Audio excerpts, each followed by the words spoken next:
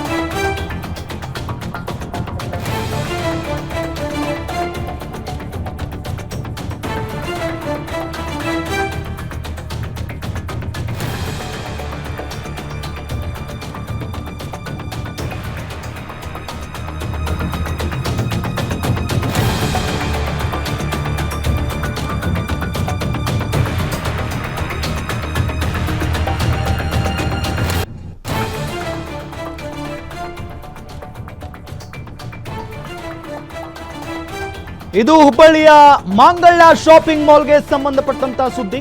ಕಟ್ಟಡಕ್ಕೆ ಪೂರ್ಣ ಪ್ರಮಾಣದ ಸಿಸಿ ಇಲ್ಲದೆ ಮಾಂಗಲ್ಯ ಮಾಲ್ ಆರಂಭ ಮಾಡಿದ್ದಾರೆ. ಮಾಂಗಲ್ಯ ಶಾಪಿಂಗ್ ಮಾಲ್ ಕಟ್ಟಡಕ್ಕೆ ಸಿಕ್ಕಿಲ್ಲ ಪೂರ್ಣ ಪ್ರಮಾಣದ ಸಿಸಿ.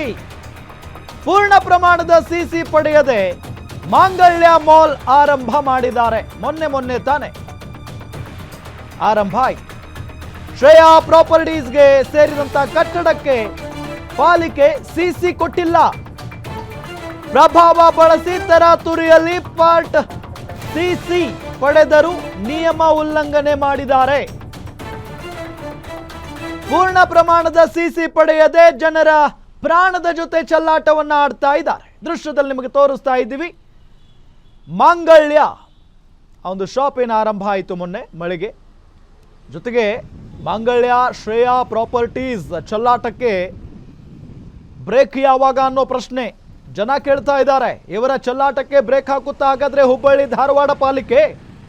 ಹುಬ್ಬಳ್ಳಿ ಧಾರವಾಡ ಪಾಲಿಕೆ ಅಧಿಕಾರಿಗಳೇ ಏನ್ ಮಾಡ್ತಾ ಇದ್ದೀರಾ ನೀವು? ಇಷ್ಟೇ ಅಲ್ಲ, ನಿಯಮ ಬಾಹಿರವಾಗಿ ಪಾರ್ಕಿಂಗ್ ಜಾಗದಲ್ಲೂ ಮಳಿಗೆ ನಿರ್ಮಾಣ ಮಾಡಿದ್ದಾರೆ. ಪಾರ್ಕಿಂಗ್ ಜಾಗದಲ್ಲೂ ಮಳಿಗೆ ನಿರ್ಮಾಣ ಮಾಡ್ತಾ ಇದೆ ಶ್ರೇಯಾ ಪ್ರಾಪರ್ಟೀಸ್. ಕಟ್ಟಡ ನಿರ್ಮಾಣ ಕಾಮಗಾರಿ ನಡೀತಾ ಇರುವಾಗಲೇ ಪಾರ್ಟಿ ಸಿಸಿ. ಕಟ್ಟಡದ ಕಾರ್ಯ ಮುಗಿದೇ ಇಲ್ಲ, ಆದರೂ ಸಿಸಿ ಪಡೆದು ಓಪನ್ ಮಾಡಿದ್ದು ಹೇಗೆ? ಇನ್ನೂ ಕೂಡ ಕಟ್ಟಡ ಸಂಪೂರ್ಣವಾಗಿ ಮುಗಿದಿಲ್ಲ. ಆದರೆ ಮಾಂಗಲ್ಯ ಶಾಪ್ ಮಾತ್ರ ಆರಂಭ ಆಗಿದೆ. ಅದೆಂಗೆ ಸಾಧ್ಯ ಆಯಿತು? ಹುಬ್ಬಳ್ಳಿಯಲ್ಲಿ ಹೇಳೋರು ಕೇಳೋರು ಯಾರೂ ಇಲ್ವಾ? ಹಾಗಾದ್ರೆ ಪಾಲಿಕೆ ಅಧಿಕಾರಿಗಳೇ ಏನ್ ಮಾಡ್ತಾ ಇದ್ದೀರಾ? ಕ್ರಮ ಕೈಗೊಳ್ಳೋದು ಯಾವಾಗ? ಮಾಂಗಲ್ಯ ಶಾಪಿಂಗ್ ಮಾಲ್ ವಿರುದ್ಧ ಕ್ರಮ ಯಾವಾಗ? ಏನಾದ್ರೂ ಹೆಚ್ಚು ಕಡಿಮೆ ಆದ್ರೆ ಹೊಣೆ ಯಾರು? ಯಾರು ಜವಾಬ್ದಾರಿ? ಹುಬ್ಬಳ್ಳಿ ಧಾರವಾಡ ಪಾಲಿಕೆ ಅಧಿಕಾರಿಗಳೇ, ಜನರ ಜೀವದ ಜೊತೆಗೆ ಚೆಲ್ಲಾಟ ಆಡ್ತೀರಾ ನೀವು? ಇದುವರೆಗೂ ನೋಡಿ, ಅಲ್ಲಿ ನಿಮ್ಗೆ ದೃಶ್ಯದಲ್ಲಿ ತೋರಿಸ್ತಾ ಇದ್ದೀವಿ. ಕಟ್ಟಡ ಪೂರ್ಣ ಪ್ರಮಾಣದಲ್ಲಿ ಆಗಿಲ್ಲ. ಕಟ್ಟಡ ಕಾಮಗಾರಿ ಇನ್ನೂ ಕೂಡ ನಡೀತಾ ಇದೆ. ಈ ಸಂದರ್ಭದಲ್ಲಿನೇ ಶಾಪ್ ಕೂಡ ಓಪನ್ ಆಗಿದೆ. ಮಾಂಗಲ್ಯ ಶಾಪ್ ಓಪನ್ ಆಗಿದೆ, ಆರಂಭ ಆಗಿದೆ ಮೊನ್ನೆ ತಾನೆ.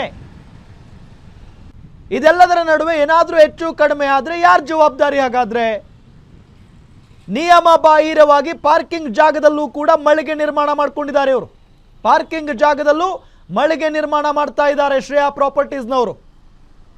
ಕಟ್ಟಡ ನಿರ್ಮಾಣ ಕಾಮಗಾರಿ ನಡೀತಾ ಇರುವಾಗಲೇ ಪಾರ್ಟಿ ಸಿಸಿ ಕಟ್ಟಡದ ಕಾರ್ಯ ಮುಗದೇ ಇಲ್ಲ, ಆದರೂ ಕೂಡ CC ಪಡ್ಕೊಂಡು ಓಪನ್ ಮಾಡಿದ್ದಾರೆ. ಅದು ಹೆಂಗೆ ಸಾಧ್ಯ ಆಗುತ್ತೆ?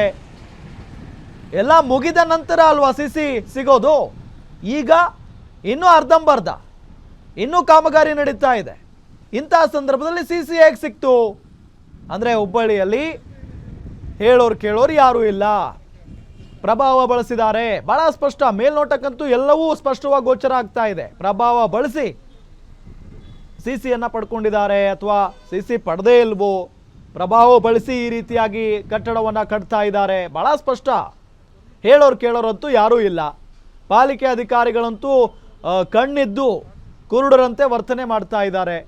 ಇದರ ವಿರುದ್ಧ ಕ್ರಮ ಇದುವರೆಗೂ ಕೂಡ ಜರುಗಿಸಿಲ್ಲ. ಮಾಂಗಲ್ಯ ಶಾಪಿಂಗ್ ಮಾಲ್ ವಿರುದ್ಧ ಕ್ರಮ ಯಾವಾಗ ತೆಗೆದುಕೊಳ್ತೀರಿ? ನೋಡಿ, ಅಲ್ಲಿ ಶಾಪ್ ಓಪನ್ ಆಗಿದೆ, ಪಕ್ಕದಲ್ಲಿನೇ ಕಾಮಗಾರಿ ನಡೀತಾ ಇದೆ. ಪ್ರಾಪರ್ಟೀಸಿಂದ ಪಕ್ಕದಲ್ಲಿನೇ ನಡೀತಾ ಇದೆ ಕಾಮಗಾರಿ. ಏನಾದರೂ ಹೆಚ್ಚು ಕಡಿಮೆ ಆದರೆ ಹೊಣೆ ಯಾರು ಅನ್ನೋದು ನಮ್ಮ ಪ್ರಶ್ನೆ.